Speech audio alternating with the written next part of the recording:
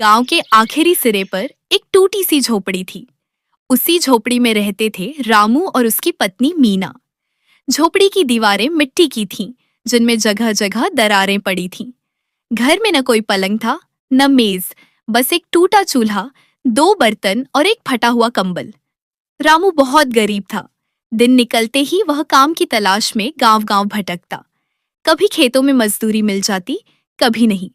जिस दिन काम मिलता उस दिन घर में चूल्हा जलता। जिस दिन काम नहीं मिलता उस दिन मीना बस पानी उबालकर पी लेती और रामू को समझाती, कोई बात नहीं, आज नहीं तो कल ठीक हो जाएगा। मीना की आंखों में हमेशा उम्मीद रहती थी, चाहे पेट खाली ही क्यों ना हो।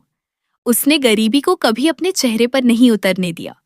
लेकिन जब रात को वह फटे कंबल के नीचे लेटती तो आंसू अपने आप बह निकलते। वह आंसू रामू से छिपा लेती थी। एक सर्द रात थी। हवा इतनी ठंडी थी कि झोपड़ी के अंदर भी हाथ पांव सुन्न हो रहे थे। मीना ने चूल्हे में थोड़ी सी लकड़ी डालकर आग जलाई ताकि थोड़ी गर्मी मिल सके। लकड़ी जलते जलते बुझ गई, क्योंकि लकड़ी भी पूरी नहीं थी। रामू ने कांपती आवाज में कहा, मीना, आज फिर खाली हाथ लौट आया, किसी ने काम नहीं दिया। मीना ने मुस्कुराकर जवाब दिया, कोई बात नहीं रामू, आज हम कम खा लेंगे, तुम तो मेरे साथ हो, यही बहुत है। रामू को अपनी बेबसी पर गुस्सा आया। वह बाहर निकल गया और अंधेरे में बैठ गया। उसे अपनी गरीबी से नफरत होने लगी थी। उसे लग रहा था कि वह अपनी पत्नी को कुछ भी नहीं दे पा रहा। अगली सुबह रामू जल्दी उठ गया। उसने तय कर लिया कि आज चाहे कुछ भी हो, काम ढूंढकर ही लौटेगा। वह गांव से दूर शहर की तरफ पैदल चल पड़ा। रास्ते में उसके जूते टूटे हुए थे, पैर में छाले पड़ गए थे, फिर भी वह चलता रहा। शहर पहुंचकर उसने हर जगह पूछा, दुकानों पर, गोदामों में, निर्माण स्थल पर। दोपहर तक किसी ने काम नहीं दिया। भूख से उसका सिर चकराने लगा। तभी एक बूढ़े आदमी ने उसे देखा और पूछा, काम करेगा? रामू की आंखों में चमक आ गई। हाँ बाबूजी, कोई भी काम चलेगा। बूढ़े आदमी ने कहा, मेरी दुकान की सफाई कर दे, बोरे उठाने होंगे। रामू ने पूरा दिन मेहनत की। हाथों में छाले पड़ गए, पीठ टूटने लगी, लेकिन उसने एक पल भी आराम नहीं किया। शाम को बूढ़े आदमी ने उसे कुछ पैसे दिए। वह पैसे रामू के लिए किसी खजाने से कम नहीं थे। वह दौड़ता हुआ घर लौटा। रास्ते में उसने थोड़ा सा आटा और एक छोटी सी सब्जी खरीदी। जब वह घर पहुंचा, मीना दरवाजे पर ही बैठी थी। उसे देखते ही मीना की आंखें भर आईं। रामू ने मुस्कुराकर कहा, आज चूल्हा अच्छे से जलेगा मीना। मीना ने जल्दी जल्दी खाना बनाया। दोनों ने कई दिनों बाद पेट भरकर खाना खाया। उस रात फटा कंबल भी उन्हें नरम लग रहा था। लेकिन गरीबी कोई एक दिन में खत्म होने वाली चीज नहीं होती। अगले कई हफ्तों तक यही चलता रहा। कभी काम, कभी बेरोजगारी। कई बार रामू बीमार पड़ जाता तो कई बार मीना खुद भूखी रह जाती ताकि रामू को थोड़ा ज्यादा मिल जाए। एक दिन मीना बहुत कमजोर हो गई। चूल्हे के पास बैठते बैठते वह बेहोश होकर गिर पड़ी।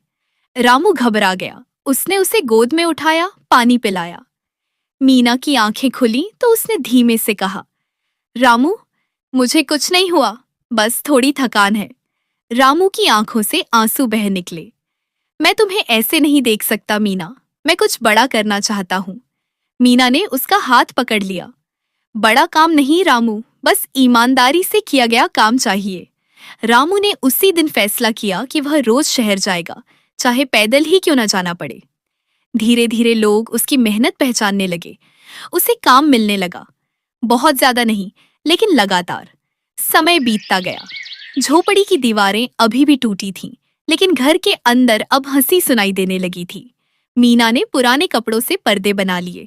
रामू ने खुद लकड़ी जोड़कर एक छोटी सी चौकी बना ली। एक दिन रामू ने मीना से कहा, मीना, एक दिन हम इस झोपड़ी से बाहर भी निकलेंगे। मीना मुस्कुराई।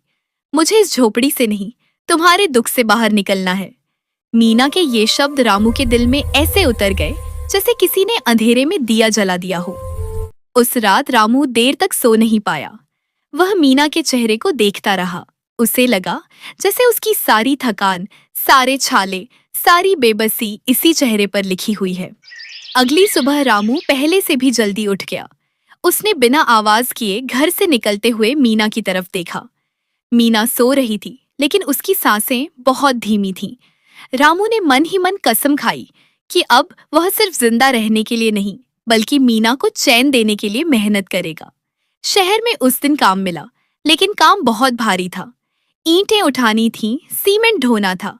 धूप तेज थी। दोपहर तक रामू की कमर जवाब देने लगी। बाकी मजदूर आराम करने बैठ गए, लेकिन रामू काम करता रहा। उसे बार बार मीना के शब्द याद आ रहे थे, तुम्हारे दुख से बाहर निकलना है। शाम को जब उसे मजदूरी मिली तो वह सीधे घर नहीं गया। उसने पहले एक छोटी सी दवा की दुकान से मीना के लिए दवा ली, फिर थोड़े पैसे बचाकर एक पुराना लेकिन मोटा कंबल भी खरीद लिया। जब वह घर पहुंचा, मीना चूल्हे के पास बैठी थी। आज चूल्हा जल नहीं रहा था। रामू ने धीरे से पूछा, खाना नहीं बनाया? मीना ने नजरें झुका ली। आज शरीर साथ नहीं दे रहा था। रामू ने बिना कुछ कहे चूल्हा जलाया, खुद खाना बनाया। मीना हैरान होकर उसे देखती रही।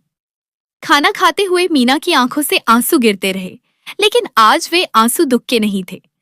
रात को जब रामू ने नया कंबल ओढ़ाया, मीना ने कहा, इतना मत थको रामू, मुझे डर लगता है। रामू ने धीमे से कहा, मुझे तुम्हें ऐसे कमजोर देखने से डर लगता है। दिन बीतते गए। मीना की तबीयत कभी ठीक रहती, कभी बिगड़ जाती। रामू अब रोज शहर जाने लगा था। पैरों के छाले अब उसकी आदत बन गए थे। कई बार उसे लगा कि वह गिर जाएगा, लेकिन हर बार मीना का चेहरा उसे उठा देता। एक दिन शहर में काम करते हुए रामू बेहोश होकर गिर पड़ा। मजदूरों ने उसके मुंह पर पानी डाला। जब होश आया तो ठेकेदार ने कहा, अगर रोज ऐसे ही काम करोगे तो मर जाओगे। रामू ने थकी मुस्कान के साथ जवाब दिया, मरना तो वैसे भी है, बस थोड़ा सम्मान चाहिए। ठेकेदार कुछ देर चुप रहा, फिर बोला, कल से तुम ईंटें नहीं उठाओगे, गिनती का काम करोगे। रामू के लिए यह बहुत बड़ी बात थी। काम हल्का था, लेकिन जिम्मेदारी बड़ी। वह पूरी ईमानदारी से काम करने लगा। धीरे धीरे ठेकेदार का भरोसा बढ़ने लगा। इधर मीना घर पर अकेले समय काटती। वह अब अक्सर झोपड़ी के बाहर बैठकर रास्ता देखती रहती। रामू की आहट सुनते ही उसकी आंखों में जान आ जाती। कई बार रामू बहुत थका हुआ लौटता, बोलने की ताकत भी नहीं होती। मीना बस उसका हाथ पकड़ लेती।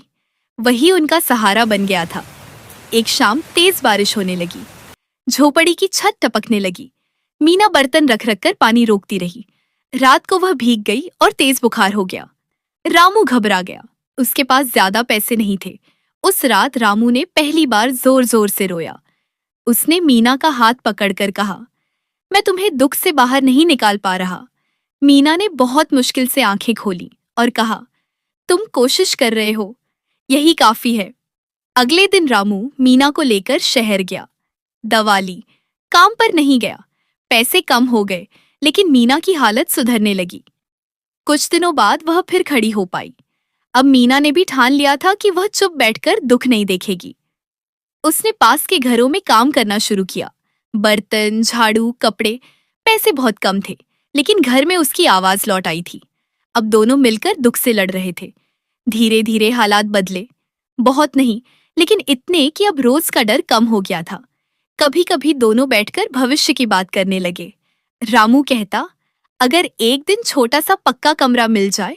मीना हंसकर कहती, बस उसमें छत टपकनी नहीं चाहिए। उनकी हंसी अब सच्ची होने लगी थी।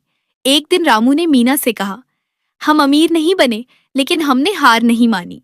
मीना ने उसका हाथ पकड़कर वही बात दोहराई, और मैं तुम्हारे दुख से बाहर आ गई हूँ। झोपड़ी अब भी वही थी, लेकिन उसके अंदर रहने वाले बदल चुके थे। मीना अब सिर्फ इंतजार नहीं करती थी। वह सुबह उठकर झोपड़ी साफ करती, चूल्हा जलाती और फिर काम पर निकल जाती।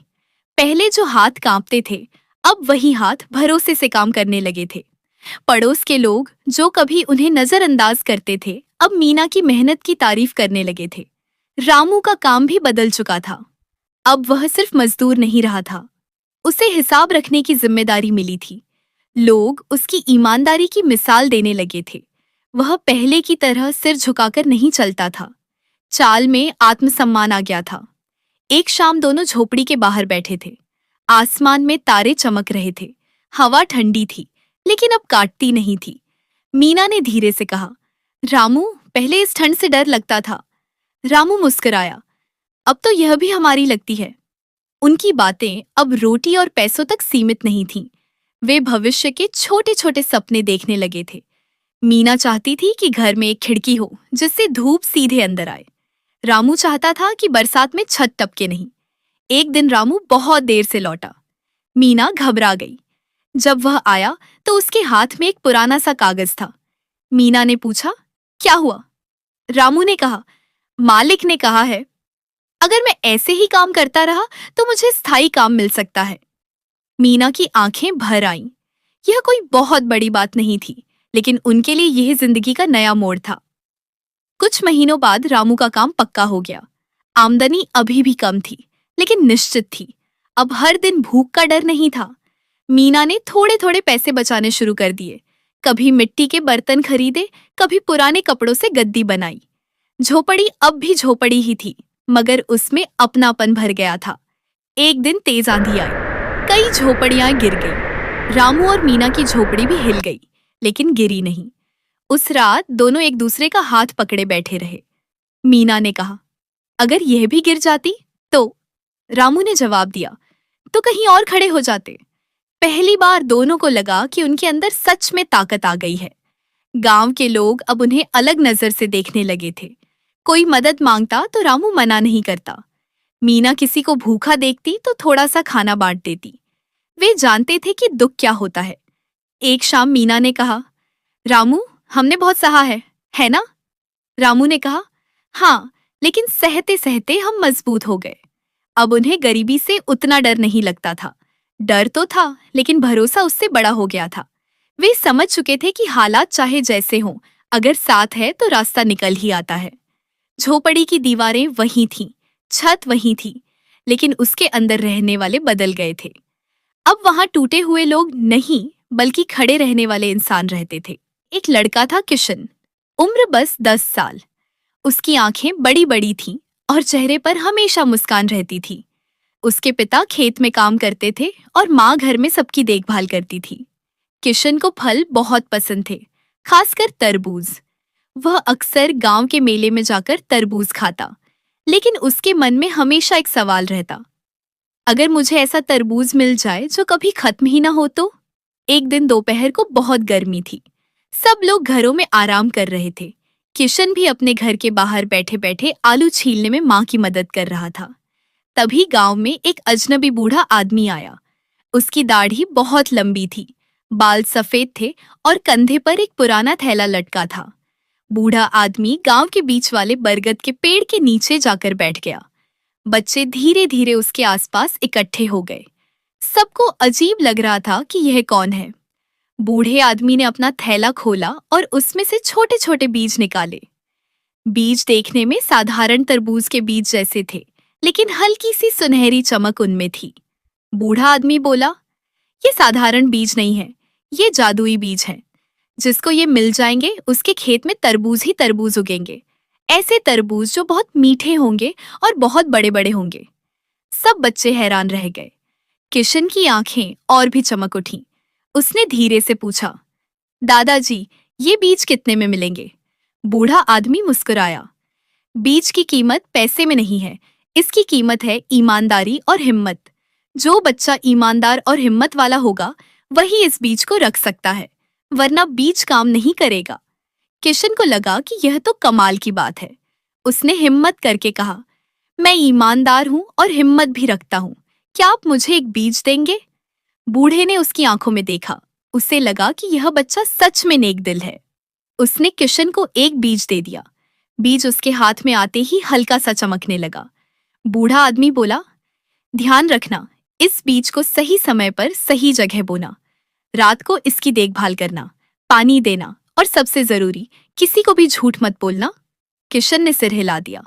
उसने बीज को संभाल कर अपनी जेब में रखा।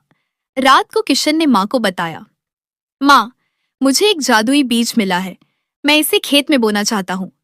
माँ हंस पड़ी, अरे बेटा, जादुई बीज कहाँ होते हैं, चलो बो दो, जो होगा देखा जाएगा। किशन ने अगले दिन सुबह सुबह खेत के किनारे एक छोटी सी जगह साफ की। उसने मिट्टी को नरम किया, उसमें बीज डाला और पानी डाल दिया। रात को वह फिर गया और बीज को देखा। मिट्टी हल्की सी चमक रही थी, उसे लगा यह उसका सपना है। कुछ दिनों बाद वहां एक छोटा पौधा उगाया। पौधा भी साधारण पौधों जैसा नहीं था। उसकी पत्तियों में हल्की सी सुनहरी रेखाएं थीं। गांव के लोग आश्चर्य करने लगे। अरे यह कैसा पौधा है? किशन बस मुस्कुराता रहा। वह रोज सुबह शाम पानी देता। धीरे धीरे पौधा बड़ा होता गया। उसकी बेलें खेत में फैल गईं और फिर एक दिन उसमें तरबूज आने लगे। ये तरबूज साधारण तरबूज जैसे नहीं थे। ये बहुत बड़े बड़े और गहरे हरे रंग के थे। उनकी सतह पर हल्की हल्की सुनहरी चमक थी। किशन ने एक तरबूज तोड़ा और घर लाया। माँ ने काटा तो अंदर लाल गूदा था, लेकिन उसकी खुशबू आम तरबूज से कई गुना ज्यादा थी। सबने खाया और वाह वाह कर उठे। धीरे धीरे यह खबर पूरे गांव में फैल गई। लोग दूर दूर से किशन के खेत में तरबूज देखने आने लगे। लेकिन कहानी यहीं खत्म नहीं होती। असली खेल तो अब शुरू होना था। गांव में एक आदमी था, भोला राम। वह बहुत लालची था। वह हमेशा दूसरों की चीजें छीनने के बारे में सोचता था। जब उसे पता चला कि किशन के पास जादुई बीज है, तो उसने तय कर लिया कि वह यह बीज किसी तरह हासिल करेगा। भोला राम रात को चुपके चुपके किशन के खेत में गया। उसने सोचा, अगर मैं इसकी बेल से एक बीज निकाल लूं तो मैं भी जादुई तरबूज उगा लूंगा। लेकिन जैसे ही उसने बेल को छुआ, बेल में से हल्की सी आवाज आई, ईमानदार बनो। भोला राम डर के मारे पीछे हट गया। उसे लगा यह उसकी कल्पना है। दूसरी रात वह फिर आया। इस बार उसने बेल को खींचा तो बेल कांपने लगी और उससे तेज हवा चलने लगी। भोला राम भागकर गांव की तरफ भागा। उधर किशन को सपने में वही बूढ़ा आदमी दिखाई दिया। बूढ़ा बोला, किशन सावधान रहना, तुम्हारा जादुई तरबूज अब सबको चाहिए। लेकिन याद रखना, इसका असली मूल्य पैसा नहीं है। इसका मूल्य है सच्चाई और मेहनत। अगर तुम झूठ बोलोगे या लालच करोगे तो सब खत्म हो जाएगा। किशन नींद से जाग गया। उसने ठान लिया कि वह अपने खेत की दिन रात रखवाली करेगा। अब कहानी धीरे धीरे एक नए मोड़ पर आने लगी। गांव के दूसरे बच्चे भी किशन के साथ मिलकर तरबूज की देखभाल करने लगे। सबको लगा कि अगर वे भी मदद करेंगे तो शायद उन्हें भी जादुई बीज मिल जाएगा। लेकिन बूढ़ा आदमी फिर कभी गांव में नहीं आया। लोग सोचते रहे कि वह कौन था। उधर किशन के तरबूज इतने बड़े हो गए कि गांव के मेले में बिकने लगे। लोग तरबूज खरीदने के लिए लंबी लाइन में लग जाते। किशन ने तय किया कि वह तरबूज बेचने की बजाय गांव के स्कूल को भी मुफ्त में देगा, ताकि बच्चे खा सकें। धीरे धीरे गांव में खुशी फैलने लगी। सबको लगने लगा कि यह तरबूज गांव की किस्मत बदल देंगे। लेकिन भोला राम हार मानने वाला नहीं था। उसने एक चाल चली। उसने सोचा, मैं किशन को फंसाकर उससे बीज निकलवाऊंगा। उसने गांव में अफवाह फैला दी।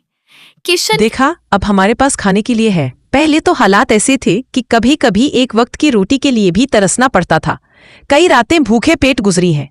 कई बार बच्चों को बहलाकर सुलाना पड़ा, क्योंकि घर में देने को कुछ नहीं होता था। उस समय दिल बहुत टूटता था, लेकिन फिर भी मैंने हमेशा यही कहा था कि वक्त के साथ सब ठीक हो जाता है। आज जब मैं चूल्हे पर चढ़ा खाना देखती हूँ, अनाज से भरी छोटी सी पोटली देखती हूँ, तो मन अपने आप भर आता है। यह सब अचानक नहीं हुआ। इसके पीछे हमारी मेहनत है, हमारा सब्र है और वह विश्वास है जो हमने कभी टूटने नहीं दिया। तब भी हालात मुश्किल थे, फिर भी हमने हार नहीं मानी। पहले जरूरतें वही थी, भूख वही थी, ठंड वही थी, लेकिन आज उन्हें पूरा करने की ताकत आ गई है। अब बच्चों की आंखों में भूख की जगह तसल्ली है, चेहरे पर सुकून है, और यही हमारे लिए सबसे बड़ी दौलत है। मैं हमेशा कहती थी कि अंधेरा चाहे कितना भी गहरा हो, सुबह जरूर आती है। आज वही सुबह हमारे घर आई है। हाँ, तुम सही कहती थीं। आज जब मैं घर में रखा अनाज देखता हूँ और बच्चों को पेट भरकर खाते देखता हूँ, तो बीते दिन आंखों के सामने आ जाते हैं। वो दिन जब मेहनत के बाद भी हाथ खाली रहते थे, जब कभी कभी खाना मिलता था और कभी सिर्फ उम्मीद पर गुजारा करना पड़ता था। उस वक्त दिल में बहुत बेचैनी रहती थी, लेकिन तुम हमेशा मुझे संभाल लेती थीं। तुम बार बार कहती थीं कि वक्त एक सा नहीं रहता, मेहनत रंग लाती है, और आज तुम्हारी वही बातें सच होती दिख रही हैं। ये सब किसी एक दिन में नहीं बदला। हर मुश्किल ने हमें थोड़ा थोड़ा मजबूत बनाया। हर भूखी रात ने हमें आगे बढ़ने की वजह दी। आज हमारे पास ज्यादा नहीं है, लेकिन जितना है वह सुकून देने के लिए काफी है। अब बच्चों को भूख से रोते नहीं देखना पड़ता। अब घर में मायूसी कम और उम्मीद ज्यादा है। मैं मानता हूं कि अगर तुम उस समय हिम्मत ना देती तो शायद मैं भी टूट जाता। तुमने भरोसा रखा और उसी भरोसे ने हमें यहाँ तक पहुंचाया। सच में वक्त के साथ सब ठीक हो जाता है जब इंसान साथ निभाए और हौसला ना छोड़े। तुम्हारी यह बातें सुनकर मुझे भी वही पुराने दिन याद आ जाते हैं जब खाली बर्तनों की आवाज़ दिल को और ज़्यादा खाली कर देती थी। तब मैं बाहर से मजबूत दिखने की कोशिश करती थी, लेकिन अंदर से डर भी लगता था। फिर भी मैंने खुद को समझाया कि अगर हम टूट गए तो घर कैसे चलेगा, बच्चों को कैसे सहारा मिलेगा। मैंने उस वक्त बस यही सोचा था कि आज नहीं तो कल हालात बदलेंगे, मेहनत कभी बेकार नहीं जाती। और आज जब वही मेहनत हमारे सामने सुकून बनकर खड़ी है तो मन अपने आप शांत हो जाता है। अब खाना बनाते समय डर नहीं लगता कि कल क्या होगा। अब बच्चों को खाते देख दिल भर आता है। हमारे पास भले ही बहुत कुछ नहीं है, लेकिन जो है उसमें इज्जत है, सुकून है, और सबसे बड़ी बात यह है कि अब उम्मीद मजबूरी नहीं रही बल्कि भरोसा बन गई है। मुझे लगता है कि हमने मुश्किल वक्त में एक दूसरे का हाथ नहीं छोड़ा, यही हमारी सबसे बड़ी जीत है। अगर आगे भी हम इसी तरह साथ चलते रहे तो चाहे जिंदगी